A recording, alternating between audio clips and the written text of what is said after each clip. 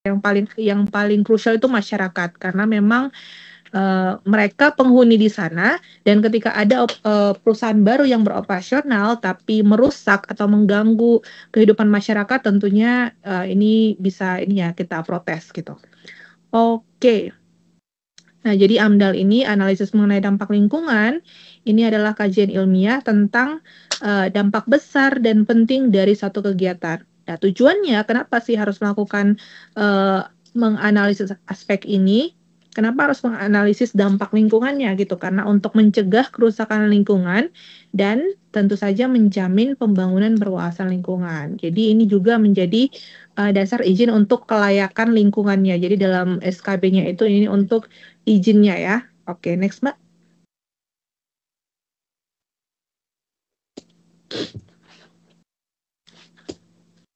Kalau kita lihat dari istilahnya itu, kalau kepanjangannya itu analisis, ini kan merupakan proses ilmiahnya ya, proses ilmiah analisis untuk menilai atau mengkaji. Lalu dampak ini dia perubahan akibat aktivitas tertentu gitu, lingkungan. Nah, ini komponen fisiknya itu biologis, sosial, budaya di sekitar manusia. Ini untuk istilahnya. Tolong bantu sedikit lagi Mbak ke atas slide-nya.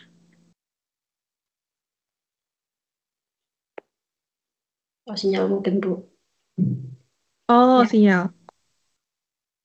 Mau belajar sedikit tentang dasar filosofinya gitu ya. Kenapa sih tiba-tiba ada dan kapan kira-kira ini mulai digerakkan gitu ya.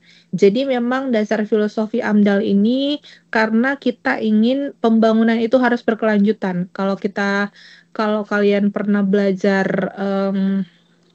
manajemen, Kaizen, ada continuous improvement. Nah, gitu ya. Jadi kalau di sini kita berharap ada pembangunan yang berkelanjutan atau sustainable development. Jadi memenuhi kebutuhan generasi kini tanpa mengorbankan generasi mendatang gitu. Karena memang ini salah satu hal yang bisa berdampak untuk masa depan. Karena kalau misalkan tidak dilakukan analisisnya, memang saat ini kita bisa menikmatinya, tapi jangan sampai mengorbankan generasi ke depan. Misalkan 30 tahun atau 40 tahun ke depan gitu ya. Jadi kalau kita lihat dari filosofinya ini kita mau membahas mengenai kebutuhan generasi saat ini tanpa mengorbankan generasi mendatang. Jadi AMDAL ini salah satu alat pencegah agar pembangunan tidak merusak ekosistem.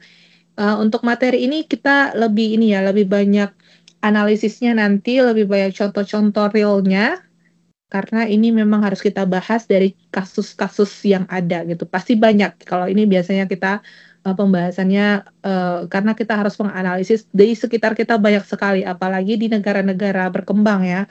Kalau negara maju, saya rasa harusnya mereka sudah ketat dengan peraturan itu, kalau melebihi atau tidak sesuai dengan kelayakan yang mereka berikan izinnya itu pasti didenda gitu. Nah, kalau di Indonesia sepertinya beberapa data itu banyak yang dimanipulasi. Seharusnya tidak layak, tapi tetap dapat izin kelayakan lingkungan gitu ya. Nah, sejarah lahirnya AMDAL ini di tahun 1953 awalnya. Itu ada kasus Teluk Minamata di Jepang, di mana dalam kasus ini ada pencemaran merkuri. Kalau kalian tahu merkuri ini bahaya ya, ini bisa menyebabkan kanker juga.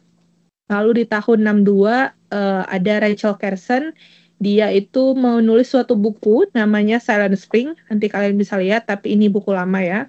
Dan ini untuk menaikkan awareness, kesadaran masyarakat tentang lingkungan, karena Rachel Carson ini melihat sepertinya belum semua tahun itu ya, pada tahun 62 itu belum banyak yang sadar ketika melakukan hal tersebut ternyata kita sedang merusak lingkungan gitu. Lalu di tahun 69 itu dari mereka yang mengesahkan di Amerika ada yang namanya National Environmental Policy Act. Lalu di 1970 NEPA ini diberlakukan dan mewajibkan untuk proyek besar. Jadi semua proyek besar itu harus ada NEPA-nya dulu gitu. di 1970. Next, Mak.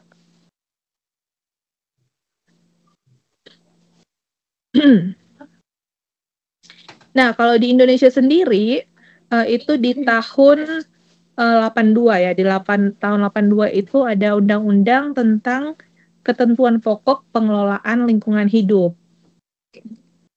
Nah, lalu ada lagi menyusul Undang-Undang 86, ini tentang aturan teknis pertamanya. Lalu ada penyempurnaan undang-undangnya di tahun 93, lalu sudah ada dasar hukumnya, dan ada di 2009 itu perlindungan dan pengelolaan lingkungan hidup gitu. Jadi memang kita sudah ada undang-undangnya. Kalau tidak sesuai ya kita bisa report gitu ya, apa namanya, protes gitu. Nah, tujuan dan manfaat AMDAL ini tentu untuk mewujudkan pembangunan yang berwawasan lingkungan, dan juga melalui adanya analisis ini atau AMDAL analisis mengenai lingkungan ini, kita bisa menilai sebenarnya dampaknya dari satu aktivitas atau bisnis yang akan dijalankan ini seberapa besar gitu.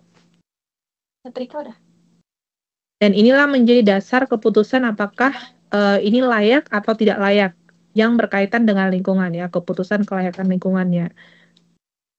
Manfaatnya untuk pencegahan kerusakan lingkungan dan juga dokumen hukum.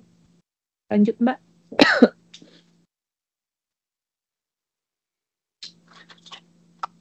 Nah, komponen lingkungan yang dikaji itu ada tanah, air, udara, iklim, flora, fauna, ekosistem, masyarakat pekerjaan, relokasi, ini semua masuk komponen yang akan dikaji dalam AMDAL gitu. Jadi kalau kalian merasa, oh, gara-gara ada perusahaan tersebut, kesehatan masyarakat itu menjadi terancam gitu kan. Ada sakit-sakit yang baru. Kalian baru lihat berita nggak yang apa yang terbaru ya? Kemarin kan lobster, apa udang ya? Udang yang kena radioaktif, ya kan? Yang baru-baru ini apa ya? Tembakau yang baru dipulangkan itu ya? Itu juga ternyata ada radioaktifnya. Jadi udah di yang terbaru. cengkeh ya? Cengkeh ya? Iya. Nah, itu juga katanya ada kandungan radioaktifnya gitu. Nah, ini itu apa ya? Meresahkan dan juga membahayakan. Kalian ada yang tinggal di daerah sana nggak yang ada isu-isu ini? Ada nggak yang asalnya dari daerah itu? Nggak ada ya? Syukurlah. Gitu. Karena kita nggak tahu. Ternyata menurut saya itu bukan hanya satu atau dua tempat atau dua titik yang sudah terkena radioaktif yang kuat itu. Padahal setelah dicek ternyata dia 800 kali lebih kuat dari standar normal yang diizinkan. Itu sangat besar gitu ya. Kalau misalkan tadi 3 atau 5 kali gitu, ini udah 800 kali dia lebih kuat harusnya dari standar yang bisa diterima oleh masyarakat atau tubuh gitu ya. Nah, untuk hal-hal seperti ini itu bisa diprotes perusahaan-perusahaan tersebut, karena tentu saja itu berasal dari perusahaan-perusahaan yang beroperasi di sekitar masyarakat tersebut. Dan satu kota itu, satu lokasi itu kan sudah disterilkan ya. Mereka semua sudah disuruh meninggalkan rumahnya sudah ditutup.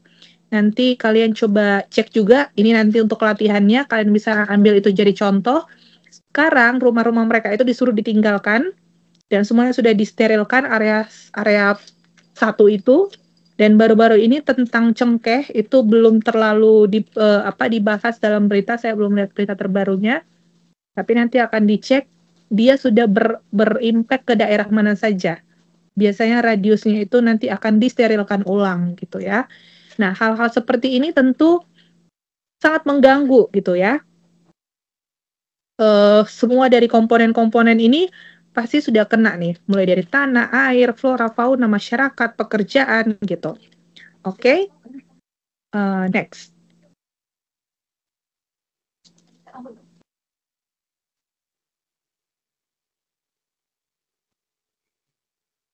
Oke. Coba yang ini dibantu baca dulu Mbak Kusnul. Baik, Bu. Dokumen utama AMDAL. Yang pertama ada KANDAL, yaitu kerangka acuan analisis dampak lingkungan. Kedua ada ANDAL, analisis dampak lingkungan. Ketiga RKL atau rencana pengelolaan lingkungan. Dan keempat ada RPL, yaitu rencana pemantauan lingkungan. Jadi ini dokumen utama yang akan diberikan kalau kita melakukan AMDAL ini ya. Jadi ada kerangka acuannya, ada RKL-nya, rencana pengelolaannya, lalu ada RPL-nya, rencana pemantauan lingkungan. Ini yang dokumen utamanya saja. Tentu memang ada beberapa dokumen-dokumen tambahan yang berkaitan bersifat administratif. Next, Pak.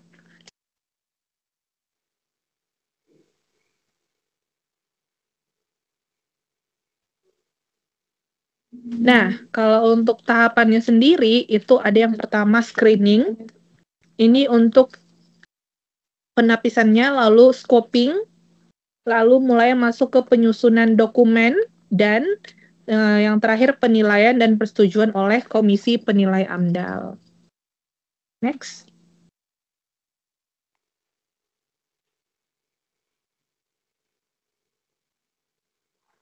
Nah, siapa aja nih pihak yang terlibat dalam AMDAL? Yang pertama ada pemrakarsa, lalu pihak perencana kegiatan, ini lalu ada Komisi Penilai AMDAL, dan juga masyarakat terdampak gitu. Jadi inilah yang harusnya terlibat dalam AMDAL ini gitu, karena bukan hanya dari pemrakarsa saja atau bukan hanya penilai saja, tapi masyarakat terdampak seperti publik atau masukan dari masyarakat, dari konsultasi publik itu juga dilibatkan gitu ya. Jadi mulai dari penyusun kegiatannya atau penyusun proyeknya kita bilang pemrakarsa, lalu penilai itu dari komisinya ya, komisi penilai dan juga publik gitu. Oke, next Pak.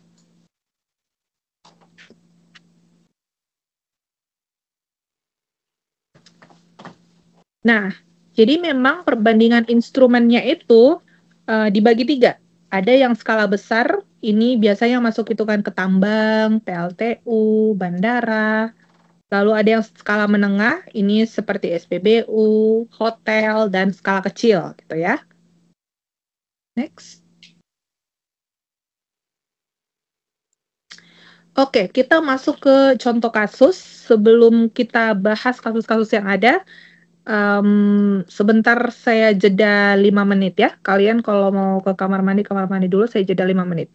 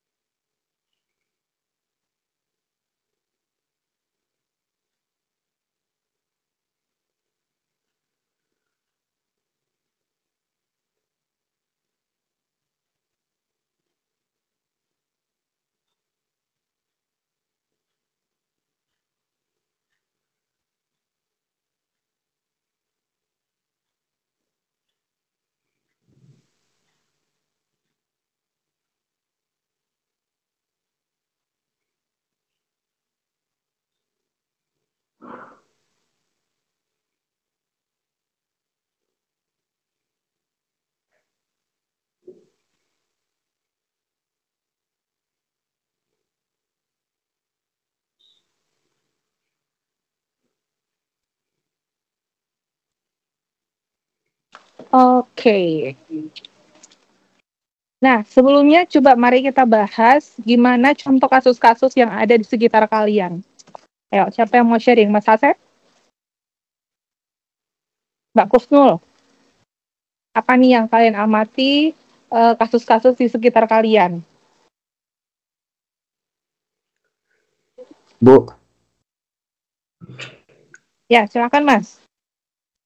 mungkin kasus di sekitar saya karena saya kerja di restoran, limbah minyak, Bu. Di Saudi ya? Ya, limbah minyak.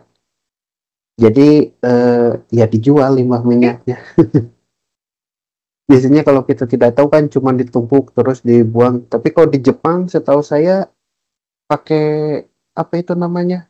Pakai bubuk itu ya, biar jadi menggumpal. Tapi kalau di sini ada ininya, Bu, dari apa?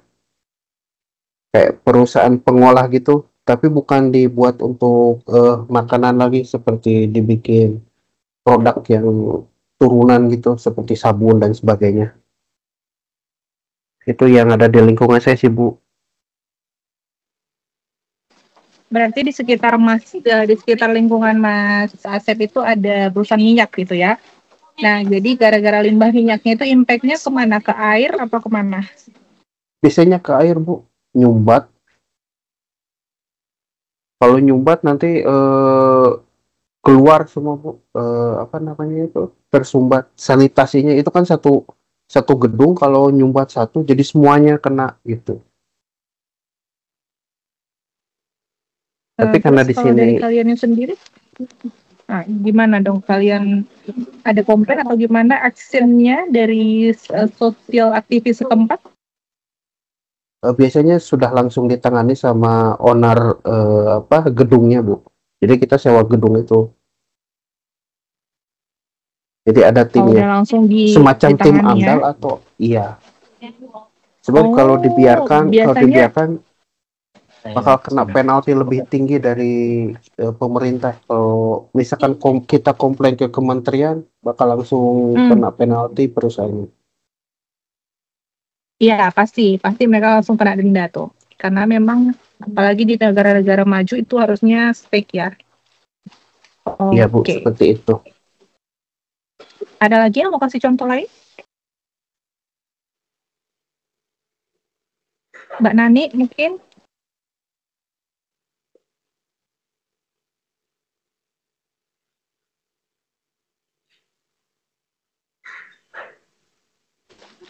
Oke.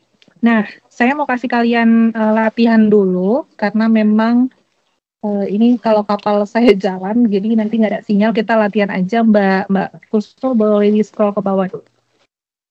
Baik, Bu. Bu, tetangga saya buat ini, Bu, pabrik kayu itu termasuk kayak, Bu. Gimana? Jadi tetangga aku itu di kampung, dulunya dia kan bikin pabrik kayu, tapi dulunya itu nggak seramai sekarang. Jadi warga itu masih kasih toleran lah. Nah, sekarang dia itu bikin pabrik kayu. Jadi dari apa gergaji kayunya, terus abunya itu kan berterbangan ya, Bu ya.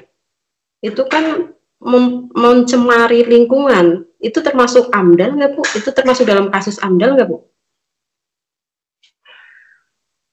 Oh iya, kalau misalkan sudah mengganggu masyarakat, apalagi kalian punya bukti yang akurat gitu kan, misalkan ada sekitar beberapa orang yang sakit gara-gara hal itu dan setelah diperiksa ke dokter ternyata kasusnya sama. Biasanya itu kasusnya mirip-mirip gitu, mirip-mirip mulai dari gara-gara batuk atau serbuk yang kena ke mata merah atau apa bisa. Dan memang biasanya kita yang bisa lihat bahwa ciri-cirinya itu mirip dan ada beberapa yang jadi yang sudah terkena gitu. Itu bisa diinfokan juga kepada perusahaannya gitu. Tapi yang pasti kalian punya bukti yang akurat. Jadi jangan cuma bilang, oh kayaknya gara-gara ini deh, nggak bisa gitu ya. Nah, untuk mengetahui lebih lanjutnya itu harusnya kalian masyarakat kompak dan buat beberapa dokumentasi gitu. Misalkan ada yang masyarakat sekitar matanya jadi merah karena kan itu abu ya, serbuk ya. Iya. Itu diusir, Bu. Jadi nggak boleh bikin di situ. Gimana? Akhirnya diusir. Pengennya diusir. Oh, akhirnya diusir. Itu gimana caranya bisa diusir? Kalian reportnya ke RT, RW, atau ke pemerintah daerah, atau gimana? Itu masyarakat kompakan, Bu. Kita bilang ke RT, terus Pak Lurah turun tangan. Akhirnya kita kayak mediasi gitu kan ya, Bu ya. Jadi kita cari solusi karena ini padat penduduk itu warga yang terganggu, akhirnya dia pindah lokasi gitu. Iya bagus kalau gitu karena memang ada perusahaan yang tidak mau mendengar keluhan itu gitu bahkan mereka melaporkan balik masyarakat setempat karena katanya mereka nggak ada bukti tapi mereka mencemarkan nama baik itu ada loh seperti itu jadi perusahaannya malah melaporkan balik masyarakatnya gitu jadi kalau memang ini mereka sudah mau melalui mediasi itu mereka mau melakukan aksi yang diminta masyarakat itu bagus gitu ya. Oke, coba kita ke latihan Mbak Rusno. Slide-nya ke bawah lagi ya. Lagi terus. Oh yang ini ya. Oke, kita latihan dulu ya. Sebenarnya latihannya itu nomor 1 dan 2 saja. Tugas kelompoknya nggak usah deh kalau saya rasa. Jadi untuk 1 dan 2, dan nanti bisa dikirim ke saya, tapi ngirimnya hari ini. Kalian punya waktu sampai jam 12. Gitu ya. Nanti dikirim ke email. Oke, jadi untuk tugas individu saja ya. Yang 1 dan 2 nanti dikirim ke email saya.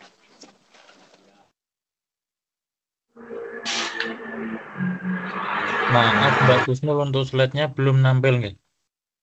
Oke, nanti kalian infokan saja mana yang Belum ya, Pak? Manda. Bagi si apa dulu Manda jaringan. Lagi gue sebentar. Oh ya.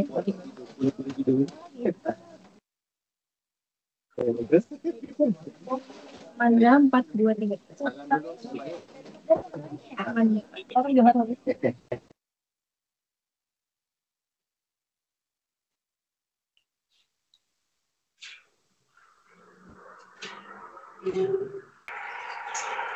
Oke, ini ya. Berarti nanti untuk latihan ini individu dikirimkan hari ini ya. Berarti kalian ada waktu kurang lebih 1 jam. Nanti dikirim via email. 1 dan 2. Jadi kalian pilih proyek apa di daerah kalian, lalu analisis dulu dampaknya. Negeri boleh di dalam negeri ya. Sampai di sini ada yang mau ditanyakan?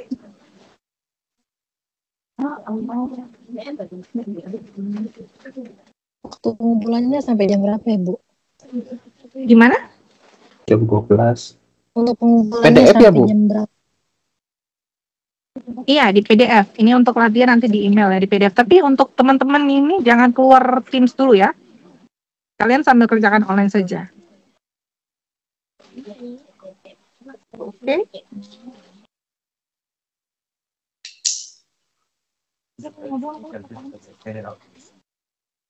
Kalau tidak ada pertanyaan, bisa langsung dikerjakan untuk tugas individunya. Minggu depan kita lanjut untuk bahas kasus-kasusnya yang kalian sebutkan ini ya, untuk poin nomor 2 nih. Alright. Mbak Kusnul. Iya, Bu. Mbak Kus, nanti rekamannya tolong kasih ke saya ya. Jadi untuk teman-teman jangan keluar Teams-nya ya. Sambil online sambil mengerjakan latihannya. Oke? Mau tanya, nanti kan setelah udah jadi, kita kirimnya ke email Ibu ya?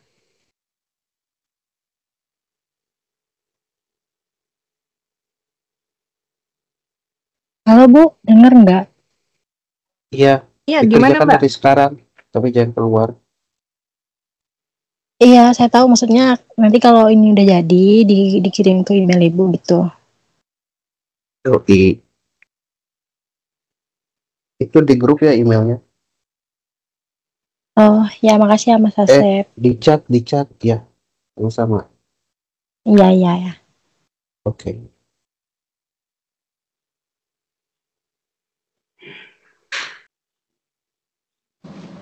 Gimana Mbak Nafatia? Udah tadi sudah dibantu jawab sama Mas Asep, Bu. Oke, Pak. Terima kasih, Bu. Sama-sama.